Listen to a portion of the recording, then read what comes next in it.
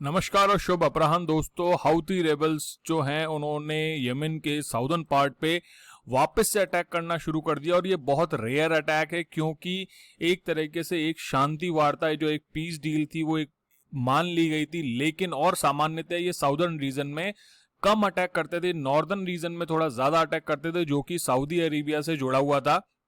हाउदी कौन है, क्या उनका संबंध है, क्या उनका स्लोगन है, क्या उनकी ज्योग्राफिकल लोकेशन है, अरबियन पेनिनसुला जो है सऊदी अरब, यूएई, यमन, इराक, ईरान, इन सब से इसका क्या संबंध है, पूरा डिटेल में बताऊंगा। उससे पहले मैं आपको बता देता हूं कि ये यूपीएससी में आप कैसे यूज में ले सकते हो और इंडिया का इससे क्या कंसर्न है।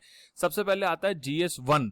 तो इसमें जब बात आती है संप्रदायवाद, क्षेत्रवाद और धर्मनिरपेक्षता की, तो इन तीन जगहों पे आप इस तरीके का एग्जाम्पल ले सकते हैं कि वैश्विक स्तर पर अलग अलग जो सेक्ट्स हैं वो अपने अपने अधिकारों को पॉलिटिक्स उनका कैसे यूज कर रही है। तब आप ऐसे में और इस GS1 के टॉपिक में आप इसको बहुत बेहतरीन तरीके से यूज कर सकते हो कि जो हिंसा या वायलेंस या टेररिस्ट एक्टिविटीज हैं वो कैसे चलाई जा रही है, और जो जियो पॉलिटिक्स है उसमें आप इसका एग्जाम्पल कोट कर सकते हो। दूसरा विश्व के अब ये जो लोकेशन है इसकी कि जहां हाउती रेबल्स या येमेन स्थापित है वो एक्चुअली यूपीएससी के बहुत ही क्रूशियल और बहुत ही इंपॉर्टेंट लोकेशंस में से आता है। तो वो लोकेशन इसलिए मैंने कहा कि विश्व के जो भौतिक भूगोल, जो सैलिएंट फीचर्स और वर्ल्ड फिजिकल ज्योग्राफी है वहां पे ये टॉपिक काम आएगा। मैं आपको ज्योग्राफी में बताऊंगा कि वहां सराउंडिंग लोकेशंस क्या है, कौन कौन सी कंट्रीज है, कौन कौन सी ज्योग्राफीज हैं, वो सब मैं बताऊंगा। इसके साथ साथ GS2 की अगर मैं बात करूं तो India and it's neighbourhood relation. देखिए, ऑल्दो ये डायरेक्टली इंडिया का नेबर में नहीं है, लेकिन अगर हम चावार पोर्ट की बात करें, ईरान में जो है वहां के उसके बगल में ओमान है और वहां यमन है। और साथ ही साथ अभी कुछ समय पहले कमेंट बॉक्स में मुझे बताइएगा कि यमन में भारत ने कौन सा एक ऑपरेशन चलाया था अपने जो लोग हैं उनसे संबंधित, या आप सबको पता होगा, इसको प्लीज कमेंट बॉक्स में बताइएगा। तो ये इंडिया और उसके नेबरहुड रिलेशंस पे भी इंपैक्ट करता है। अरेबियन कंट्रीज जो है, अरेबियन पेनिनसुला है, जो सऊदी पेनिनसुला आप जिसे कह लीजिए, जो वो एरिया है जहां से हमारे लिए पेट्रोल, डीजल और जितने पेट्रोलियम उत्पाद हैं, जो नेचुरल गैस है, उन सब से संबंध है। यमन से हमारा क्या संबंध है। साथ ही साथ इसमें जो इंडियन डायस्पोरा है उसकी भी एक इंपॉर्टेंट कॉन्सेप्ट बनता है। तो ये दो टॉपिक, इसके साथ साथ रीजनल ग्लोबल जो ग्रुपिंग्स हैं, अगर मैं गल्फ कंट्रीज GCC की बात करूं, GCC एक ग्रुपिंग होती है, वहां पे भी इसका एक इंपॉर्टेंट कॉन्सेप्ट बनता है। तो हमें ये ध्यान रखना होगा, ये हमें इस जो न्यूज है उसके साथ इस तरीके से चीजों को पढ़ा जाता है। किसी भी न्यूज को इस तरीके से पढ़ा जाता है कि यूपीएससी के सिलेबस में कौन सी चीज कहां फिट हो सकती है। मैंने कल भी आपको समझाया था और आगे भी मैं आपको बताता रहूंगा। चलिए अब चलते हैं न्यूज पे। ये रूटर्स की न्यूज है, मिडिल ईस्ट के सेगमेंट में उन्होंने बताया कि it's a rare attack on the Yemen's tense southern region. In general they don't do such attacks on the southern region, but they have started and they have initiated such attack, जिससे कि जो stability है वो थोड़ा problem में जा रही है। 4 जुलाई की न्यूज है। इसके साथ साथ ये देखिए यूएस न्यूज ने भी इसको कवर किया है, जो कि वर्ल्ड रिपोर्ट देता है पूरा। इसके अलावा अगर मैं डेविड सोर्स की बात करूं, उसने भी इस चीज को बताया। अब मैं पहले आपको ये बता देता हूं, 2017 का ये फोटो है, 17 फोटो, ये 2017 की इमेज है। इसमें ये बताया गया कि कौन क्या कंट्रोल करता है। देखो, ये यमन का जो इलाका है इसका मैं बताऊंगा ज्योग्राफी का है। पहले केवल मैंने मैप लिया है यमन का। यमन के इस मैप में दीज एरियाज जो कि ग्रे हैं वो nobody is controlling, as such control किसी का नहीं है। ये जो रेड इलाका है, ये जो यमन के प्रेसिडेंट हैं हदी जी, उनके लॉयलिस्ट कंट्रोल करते हैं। कहने का मतलब है जो वर्ल्ड रिकॉग्नाइज गवर्नमेंट है। अब वर्ल्ड रिकॉग्नाइज गवर्नमेंट का भी एक रोल है कि भाई सऊदी अरेबिया या फिर यूएसए जिसको रिकॉग्नाइज कर रहे हैं, जो वेस्ट जिसको रिकॉग्नाइज कर रहा है, वो तो वेल नोन हो गई, वो तो वर्ल्ड रिकॉग्नाइज हो गई। लेकिन अगर और कोई उसको रिकॉग्नाइज नहीं कर रहा तो वो रिकॉग्नाइज नहीं है। तो so called world recognise government है वो इस रेड एरिया को कंट्रोल कर रहा है। ये जो ग्रीन एरिया है ये कंट्रोल किया जाता है हाउदी रेबल्स द्वारा। अब ध्यान रखिएगा, यहां पे है सऊदी अरेबिया, ये जो पूरा एरिया सऊदी अरेबिया का, ये पोर्शन जो आता है आपका वो आता है ओमान का।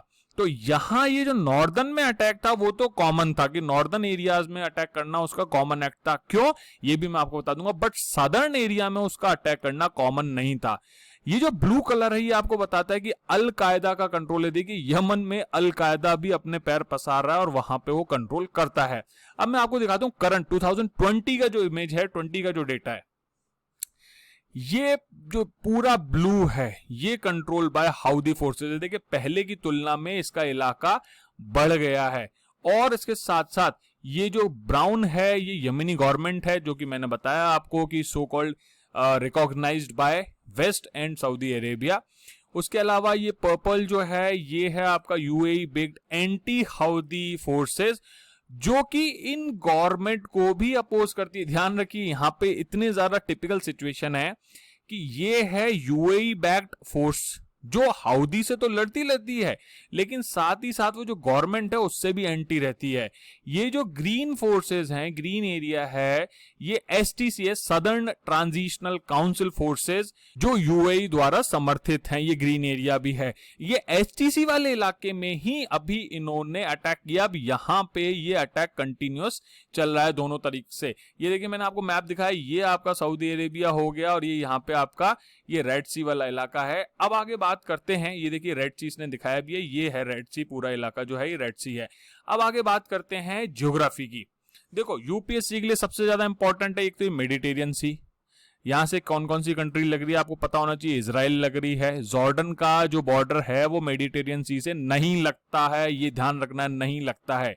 सीरिया का बॉर्डर यस बिल्कुल लगता है। ये जो बॉर्डर है ध्यान रखिए किसका है, गल्फ ऑफ सुएज कहां पे, ये आपको ध्यान रखना है। गल्फ ऑफ अक्काबा जो है वो कहां पे है, रेड सी कहां है, और ये सोकोट्रा जो है आइलैंड, ये यूपीएससी के फेवरेट जगहों में से है। हर 2-5 साल में घूम फिर के वो ये पूछ ही लेता, अगर आप ओल्ड ईयर्स पेपर्स देंगे तो डेफिनेटली आपको ये वहां मिलेगा।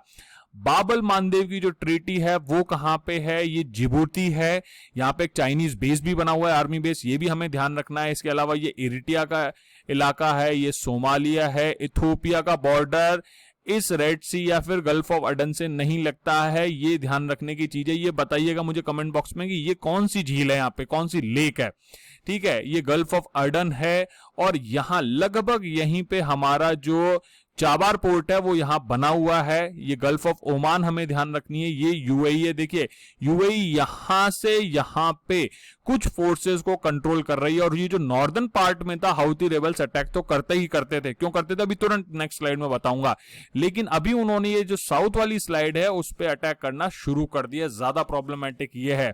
कुवैत का इलाका है, पर्शियन गल्फ है, बहरीन है। तो ये पर्शियन गल्फ में कौन कौन सी कंट्रीज शेयर करती हैं बॉर्डर, ये हमें ध्यान होना चाहिए। तो ये वो डायग्राम में, इसको इंपॉर्टेंट ढंग से याद कीजिए। ये अरेबियन सी और यहाँ पे हमारा पड़ता है प्यारा भारत, जिसपे कि इनका काफी ज्यादा इंपैक्ट होता है। और यहां से ही हमने किया था एक ऑपरेशन जिसका नाम आप लोग मुझे कमेंट बॉक्स में बताएंगे।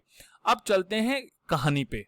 देखो हाउदी ट्राइब जो थी वो ये हाउदी रेबल्स इसलिए कहलाते हैं क्योंकि उनकी जो स्टार्ट थी वो एक अल हाउदी जी थे, उन्होंने शुरुआत की थी, और ये हाउदी ट्राइब द्वारा शुरू की गई थी।